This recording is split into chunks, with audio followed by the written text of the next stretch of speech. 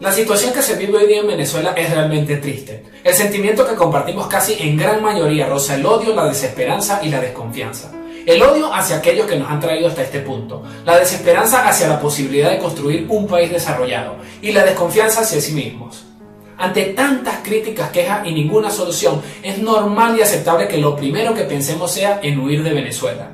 Pero si queremos solucionar el problema, primero debemos entender cuál es y a qué nos enfrentamos. Nuestro problema superficial es la crisis económica, pero el más grave es la crisis moral. El venezolano no sabe quién ni qué es.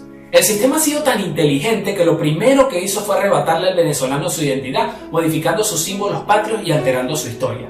Convirtieron al venezolano en un completo zombie, sin alma, sin espíritu, sin conciencia ni destino, totalmente desubicado y desarmado moralmente. La identidad de un país está escrita en su constitución, y la constitución de 1999 no es de los venezolanos, es extranjera y es perversa.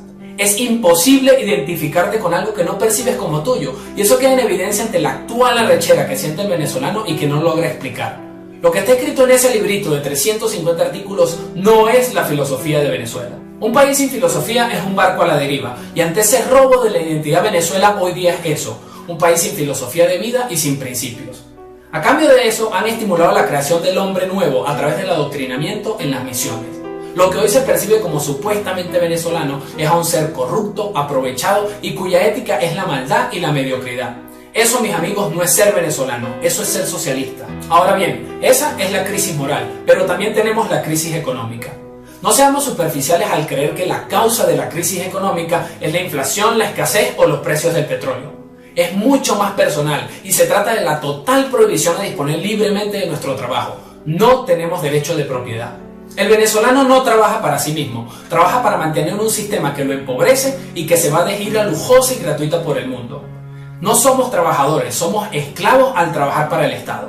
Y trabajar para el Estado no significa que todos tengamos un cargo público, sino que pagamos más impuestos de lo que gastamos en nosotros mismos. Trabajar para el Estado significa que, aun y cuando la inflación se come todos nuestros ingresos, el Estado nos sigue robando a través de impuestos como el IVA y el impuesto sobre la renta. Trabajar para el Estado es haber aceptado una ley de precios supuestamente justos y una ley orgánica que es de trabajadores pero no del trabajo. Estas dos leyes prohíben comerciar libremente y a conveniencia y hacen que quien necesite un trabajo vea como enemigo a quien se lo ofrece. No podemos montar negocios, no podemos comprar dólares, no podemos importar ni exportar nada. En conclusión, tenemos prohibido trabajar. Pero quizás la peor parte de la crisis económica es aquello de lo que los venezolanos no podemos disfrutar, de una vida plena. Al no tener derecho a producir, no podemos comprar las cosas que nos interesan. Ni carro, ni casa o vacaciones, y por ende no podemos formar esa familia con la que siempre hemos soñado. Al tener prohibido alcanzar sus metas personales, al venezolano le arrebataron su derecho de propiedad sobre su propia vida. Nos lanzaron al inframundo ciegos, sordos, mudos y minusválidos. El venezolano no sabe qué ni quién es, y si lo supiera, tiene prohibido ejercerlo. ¿Cuál es la solución para la crisis en Venezuela? El venezolano necesita una identidad y recuperar sus derechos individuales. Para la crisis de identidad necesitamos desconocer la Constitución Nacional y enfocarnos en nuestra libertad. Pregúntele al de al lado y verá que la respuesta es que no tenemos libertad. La libertad es un valor y es un derecho, y el hecho de que sea individual la convierte en un elemento de identidad porque se trata del yo. ¿Es necesaria una nueva constitución? Claro que sí, porque esa es la fuente de la filosofía del país. Pero para lograr tener una que se parezca al venezolano es necesario que recuperemos nuestra libertad individual, y eso es algo que los comunistas no nos van a devolver. Tenemos que luchar contra ellos para recuperarla. Para la crisis económica necesitamos alzarnos contra toda ley antipropiedad y exigir libertades individuales. En ambos casos, tanto la crisis de identidad como la crisis económica, el único camino, la única bandera es la libertad, y en este caso las libertades económicas. No debemos seguir invocando al Estado para que intervenga en asuntos que son entre nosotros, nuestros socios, nuestros proveedores o nuestros clientes. Tenemos que alejar al Estado de la economía, así como se le exige que no se meta en los asuntos de Dios.